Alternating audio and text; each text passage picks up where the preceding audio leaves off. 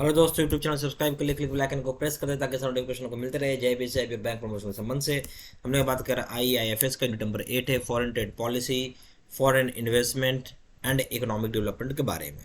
ये चैप्टर का नाम है, ठीक है। यहाँ एक छोटा अनाउंसमेंट करना वीडियो को स्टार्ट करने से पहले। यहाँ हमारे पास दो प्रकार की कोर्सेज होती हैं। एक जो होता है जो 6 महीने की वैलिडिटी के लिए होता है, दूसरा जो होता है जो लाइफ लॉन्ग वैलिडिटी के लिए रहता है। दोनों जगह आपको वीडियो से कोर्सेज मिल जाएंगे, केस स्टडी का वीडियो मिल जाएगा, क्वेश्चन बैंक मिल जाएगा, मॉक टेस्ट मिल जाएगा, रिवीजन नोट्स मिल जाएगा।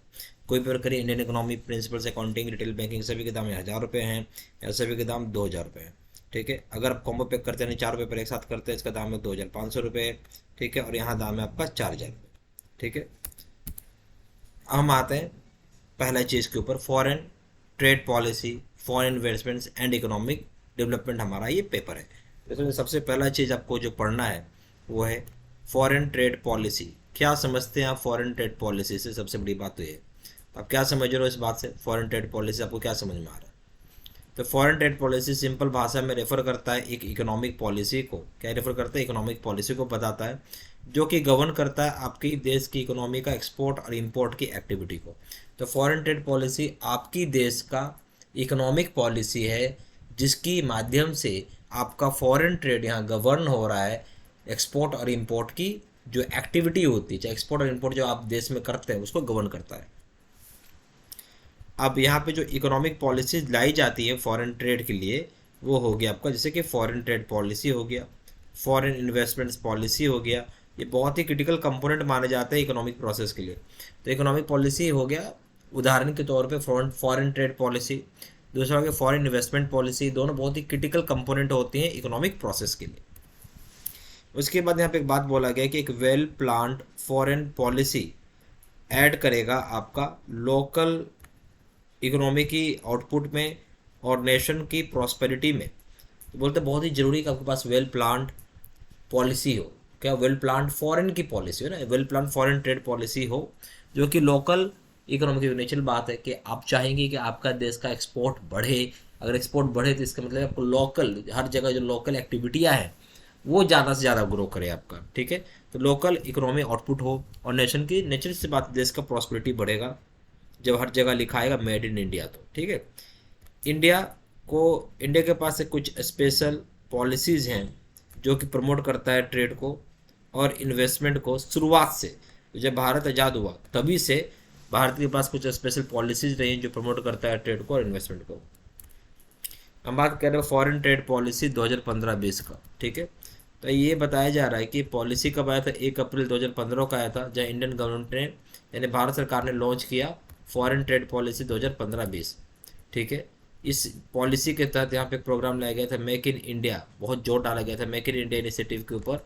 ये फॉरेन ट्रेड पॉलिसी 2015 के तहत है, जहाँ पे ये फ्रेमवर्क प्रोवाइड किया जाता है ताकि प्रमोट करेगा आपका गुड्स और सर्विसेज को, एक्सपोर्ट्स को, साथ साथ एम्प्लॉयमेंट जनरेट करेगा और वैल्यू एडिशन करेगा इकोनॉमी में। तो यहाँ पे जो फॉरेन ट्रेड पॉलिसी में आप एक प्रोग्राम का नाम था मेक इन इंडिया प्रोग्राम था, चाहे मेक इन इंडिया इनिशिएटिव था, जिसके तहत क्या था फॉरेन ट्रेड पॉलिसी में कि ये फ्रेमवर्क प्रोवाइड करेगा जहाँ पे, जिसके माध्यम से क्या होगा, ये लोग गुड्स बनाएंगे, सर्विसेज बनाएंगे, ठीक है, और उसी चीज़ को एक्सपोर्ट करेंगे। और साथ साथ इससे क्या सबसे बड़ा फायदा कि एक एम्प्लॉयमेंट भी जनरेशन होगा, वैल्यू एडिशन होगा इकोनॉमी में। मकसद क्या है फॉरेन ट्रेड पॉलिसी का, वो समझते हैं। फॉरेन ट्रेड पॉलिसी जो है इसका मकसद ये है कि आपको हेल्प करेगा। ये क्या मकसद? हेल्प करना दोनों ही जगह, चाहे इंडस्ट्रियल सेक्टर हो चाहे सर्विस सेक्टर, दोनों जगह आपको हेल्प करना इसका काम है। और यहाँ पे स्पेसिफिक इम्फेसिस यानी जोर दिया गया है कि इम्प्रूव किया जाएगा ईज ऑफ डूइंग बिजनेस के ऊपर, ठीक है। एफटीपी का एम है कि इंक्रीज करेंगे भारत का जो मर्केंटाइज और सर्विसेज एक्सपोर्ट है, $465 बिलियन 2013-14 में था, उसको बढ़ाकर $900 बिलियन कर देना 2019-20 में। तो सबसे पहला चीज़ क्या है, एम क्या है, मकसद क्या है इसका? जो नया स्ट्रेटजी है उस पर फोकस ये करना है कि मदद पहुंचाना। किसको मदद पहुंचाना है? इंडस्ट्रियल सेक्टर को और सर्विस सेक्टर को, जहाँ पर ज़्यादा जोर देना है कि इम्प्रूव कैसे कर सकेंगे और वो ईज ऑफ डूइंग बिजनेस के ऊपर। यहाँ जो फॉरेन ट्रेड पॉलिसी है ये एम है कि इंक्रीज करेगा भारत के मर्केंडाइज को, सर्विसेज एक्सपोर्ट को, फ्रॉम $465 बिलियन से 2013-14 में उसको बढ़ाकर $900 बिलियन कर देना है 2019-20 में। साथ ही साथ यहाँ एम क्या है कि इंक्रीज करना भारत का शेयर ग्लोबल एक्सपोर्ट में, जो पहले 2% था उसको बढ़ाकर 3.5% करना है। तो भारत का यहाँ दूसरा मकसद क्या है फॉरेन ट्रेड पॉलिसी का, वो ये है कि जो भारत का शेयर है वो इंक्रीज करना है ग्लोबल, वो भारत से बढ़ाना है ग्लोबल एक्सपोर्ट में 2% से बढ़ा के 3.5% करना है। ये जो स्ट्रेटजी होगा आपको एम्पावर देगा इंडिया को कि अडेप्ट कर सके एक्सटर्नल चैलेंजेस को। ये क्या पावर देगा, एम्पावर करेगा भारत को अडेप्ट कर सके एक्सटर्नल चैलेंजेस को, जहाँ पे इस बात को ध्यान देना है कि स्टेप रखा जाएगा, रैपिडली इवॉल्व करेगा वो एक्सटर्नल ट्रेड इन्वायरमेंट को, और यहाँ पे ट्रेड सिग्निफिकेंट कंट्रीब्यूटर बनेगा नेशनल की इकोनॉमिक ग्रोथ के ऊपर, डेवलपमेंट के ऊपर। तो यहाँ पे क्या है कि सारी चीज़ों को ऊपर ध्यान देना है जो कि रैपिडली इन्वॉल्व कर रहा होगा एक्सटर्नल ट्रेड इन्वायरमेंट में। तो यहाँ मकसद क्या है कि भारत का ग्लोबल एक्सपोर्ट का दायरा बढ़ाना 2% था, उसको बढ़ा के 3.5% करना है।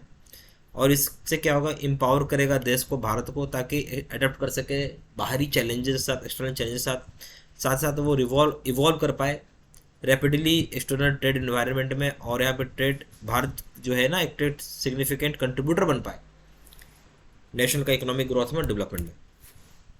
अब एफटीपी ने इंक्लूड किया है इसमें 2 तरह के नए स्कीम्स। क्या है स्कीम, तो पहला का नाम है merchandise exports from India scheme. क्या नाम है, merchandise exports from India scheme, इसका बोलते हैं MEIS। ये क्या करता है, एक्सपोर्ट करता है डिफाइंड प्रोडक्ट्स का डेजिग्नेटेड डेस्टिनेशन पे, कुछ डिफाइंड प्रोडक्ट्स है जो कि डेस्टिनेशन पहले से डेजिग्नेटेड है, भाई इस देश को ही करना है, उसी देश के लिए। दूसरा है आपको डाला गया services exports from India scheme, service के ऊपर है कि कौन कौन सा सर्विस भारत एक्सपोर्ट करेगा, उसका हो गया SEIS, जहाँ पे ये प्रमोट कर रहे हैं एक्सपोर्ट्स को डेजिग्नेटेड सर्विसेज के लिए। अब यहाँ पे बात क्या है, क्या है ठीक है, यहाँ देखेंगे तो क्या क्या साइलेंट फीचर्स है आपका FTP 2015-20 का, वो समझते हैं।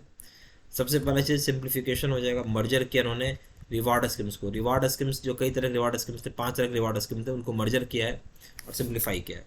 तो पहले अगर आप देखेंगे तो यहाँ पे 5 तरह के डिफरेंट स्कीम्स हुआ करते थे रिवार्ड करने के लिए मर्केंडाइज को और एक्सपोर्ट्स को, मर्केंडाइज एक्सपोर्ट्स को, जहाँ पे different kinds of duty scripts होती थी और उसके साथ डिफरेंट कंडीशंस भी अटैच किया जाता था उनके यूज़ के लिए।